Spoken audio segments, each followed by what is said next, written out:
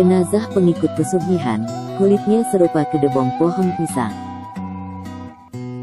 Di sepanjang jalan itu, seperti biasanya, hiruk-pikuk oleh lalu lalang orang yang mengadakan transaksi ekonomi. Memang, di kanan kiri jalan itu banyak berjajar pertokoan. Macam-macam dagangannya, mulai dari mainan, kuliner hingga kebutuhan pokok sehari-hari. Sebab tempat tersebut termasuk tempat strategis untuk kegiatan berniaga. Namun di antara sekian toko itu, ada satu toko besar yang tampak lebih ramai dibandingkan dengan toko-toko lainnya. Spanduknya berukuran 5 kali 1 meter bertuliskan, Toko Laili. Barang dagangannya cukup banyak dan beragam. Di toko ini segala kebutuhan dasar sehari-hari tersedia. Pagi-pagi sekali, Toko Laili sudah buka. Sebab, saat itulah masyarakat mulai sibuk beraktivitas. Pembeli mengalir tak henti-henti. Bahkan kadang mengantri cukup lama untuk mendapatkan giliran, padahal toko-toko sembako serupa tidak jauh dari tempat itu. Mereka menganggap di toko ini, apa yang mereka butuhkan tersedia, sehingga sekali belanja tidak perlu mencari-cari ke tempat lain. Toh harganya pun standar. Tentu saja pemandangan ini membuat iri para pedagang lainnya. Malahan pemilik kios-kios lain seringkali terbengong-bengong, melihat orang hilir mudik terus di Toko Laili. Mereka heran kenapa toko itu begitu ramai pengunjungnya sementara yang lain biasa-biasa saja. "Bayu, toko seberang itu kok ramai terus ya?" tanya Umi kepada Sarmi. "Iya, padahal dulu keadaannya sama seperti toko kita," tukas Sarmi. Bayu pernah coba mengulik secara diam-diam rahasia kesuksesan toko itu. Belum pernah. Tapi dulu sebelum seramai sekarang, kuperhatikan Laili sering mencari-cari tabloid atau koran mistik. Terus, apa hubungannya?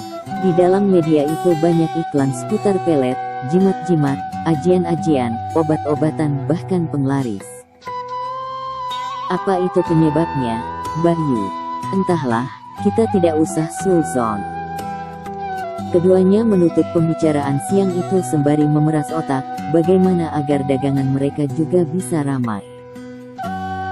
Pada hari Sabtu atau Minggu pagi, Laili 35 tahun, nama samaran, memang sering pergi untuk suatu keperluan. Biasanya, ia berangkat pagi-pagi sekali dan pulangnya menjelang petang. Jika ia pergi, ibunya lah yang ganti menjaga tokonya. Toko Laili sebenarnya milik ibunya, namun saat ibunya beranjak tua, Laili lah yang meneruskannya. Laili berpikir bahwa selama ini toko yang dikelola ibunya itu tak mengalami kemajuan berarti. Memang tetap berjalan seperti toko-toko lainnya, namun perkembangannya sungguh lambat. Padahal Laili sudah bermimpi, ke depan tokonya harus lebih besar dengan dagangan yang lebih beragam. Sampai suatu ketika ia disarankan oleh seorang teman untuk mencoba berkonsultasi dengan orang pintar. Orang pintar yang dimaksud adalah seorang dukun, yang seringkali didatangi orang-orang yang punya problem usaha, keluarga serta jodoh. Cobalah, banyak kok orang yang usahanya kembang kempis namun setelah berikhtiar, usahanya menjadi lebih baik. Temannya meyakinkan. Semula Laili acuh saja. Namun setelah dipikir-pikir di rumahnya, ia pun termakan provokasi temannya. Tak ada salahnya mencoba, siapa tahu ini adalah jalan keluarnya, batin Laili.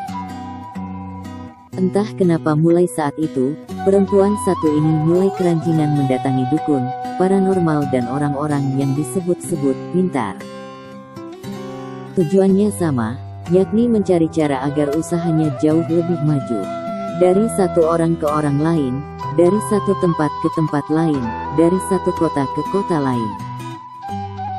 Ia mulai rajin mencari-cari informasi melalui koran, tabloid dan majalah, agar mendapatkan sesuatu yang paten, yang bisa mengubah dunianya.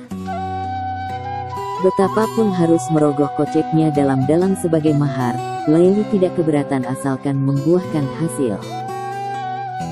Beberapa bulan kemudian, upaya Laili membuahkan hasil. Semakin lama, dirasakan tokonya kian ramai oleh para pembeli. Malahan kadang-kadang pagi-pagi benar, sudah ada pembeli yang mengetuk rumahnya untuk berbelanja, padahal tokonya belum juga dibuka. Laili senang. Ini tandanya ada kemajuan. Stok dagangan di toko Laili semakin menumpuk. Segala kebutuhan masyarakat yang sebelumnya tidak ada, dan mesti pergi ke kota untuk membelinya, kini bisa didapatkan di toko Laili. Tidak cukup di situ saja, toko Laili yang tadinya melayani eceran saja perlahan berubah menjadi agen, yang artinya melayani partai-partai besar. Untuk itu, Laili mempekerjakan 4 orang untuk membantunya. Merekalah yang melayani kebutuhan-kebutuhan para pembeli. Setelah 2 tahun lewat, sekarang Laili bisa tersenyum lebar. Dari belakang meja kasir, ia tampak sumringah melayani para pembeli. Kini, kunci sukses seolah berada di genggaman tangannya, sembari mengingat bahwa ikhtiarnya selama ini mendatangi satu orang pintar ke orang pintar lainnya ternyata cukup manjur. Ia juga percaya, dengan menjalankan sejumlah ritual yang disarankan, usaha yang dilakoninya akan terus meningkat. Padahal ritual-ritual yang dilakukan itu sejatinya tidak diperkenankan oleh agama, namun Laili tak peduli, yang penting tujuan yang diinginkannya tercapai. Sebaliknya, pemilik kios lain di sekitarnya perlahan mulai khawatir.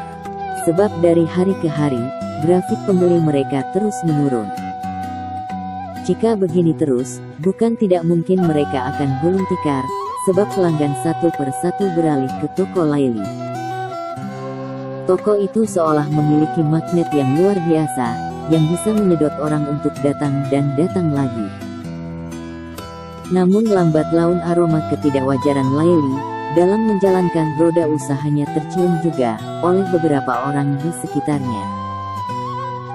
Entah dari mana muasalnya, tiba-tiba beredar kabar seputar ikhtiar sampingan Laili yang menggunakan penglaris santer terdengar. Dari satu mulut ke mulut lain, kemudian menyebar. Rupanya dugaan Mbak Yusarmi tentang kesukaan Laili, mencari info tentang penglaris dan semacamnya mendekati kebenaran.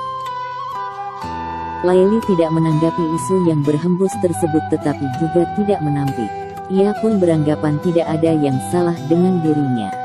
Sah-sah saja bukan? Aku tidak merugikan orang lain, gerutu Laili mendengar selentingan orang yang mencibir ikhtiarnya.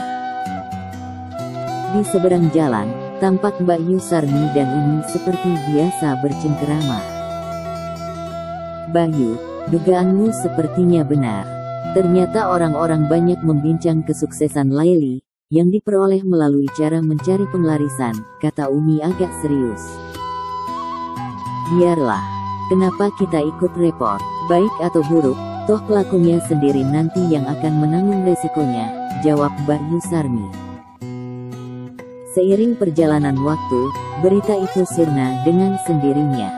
Nyatanya tak berdampak apa-apa terhadap usaha Laili. Dagangan Laili tetap lancar dan sukses. Usaha Laili sukses sehingga menempatkan dirinya sebagai seorang juragan baru yang kaya. Laili sesungguhnya tak bakal menyangka kesuksesan yang diraihnya bakal secepat ini. Hanya dalam hitungan kurang dari 5 tahunan, semuanya berubah. Sang ibu pun senang mendapati anaknya yang mewarisi usaha dagangnya, bisa lebih sukses dan maju pesat. Sayangnya, Laili tak bisa merasakan kesuksesannya lebih lama. Di saat usahanya mengalami kemajuan, mendadak perempuan ini jatuh sakit. Ia mengira dirinya terlalu letih, akibat memforsir fisiknya sehingga menyebabkan dirinya drop. Karena itu, ia hanya minum obat yang tersedia di tokonya, serta memperbanyak istirahat saja di rumah. Akan tetapi dugaan Laili meleset, sebab makin lama penyakitnya justru makin parah. Usaha dibawa ke medis sudah dilakukan. Berbulan-bulan penyakitnya tak kunjung sembuh dan akhirnya ajal pun tiba. Kontan saja berita kematian Laili menyebar. Keluarga dekat berkumpul, tak terkecuali Nur Salim dan Mustaqim, 2 saudara lelaki Laili. Mereka bahkan siap membantu prosesi memandikan jenazah. Akan tetapi sebelumnya, ia berniat melihat wajah saudara perempuannya itu untuk terakhir kalinya. Saat menyingkap bagian muka, terlihatlah wajah Laili yang aneh sehingga mengagetkan mereka. Wajah itu berkerut-kerut, layu sekali dan terlihat seperti wajah nenek tua renta, padahal ia masih tergolong muda, sekitar 40 tahunan. Bukan di bagian muka saja, di bagian leher, kemudian di lengan kanan kiri, kaki kanan kiri yang terbuka semuanya, tampak layu seperti pepohonan yang meranggas. Mereka tak berani memegang kulit saudara perempuannya yang berbeda sekali dari kulit aslinya. Jasad saudara perempuannya itu ternyata mirip sekali, dengan kulit kedebong pisang yang sudah mengering. Astagfirullah.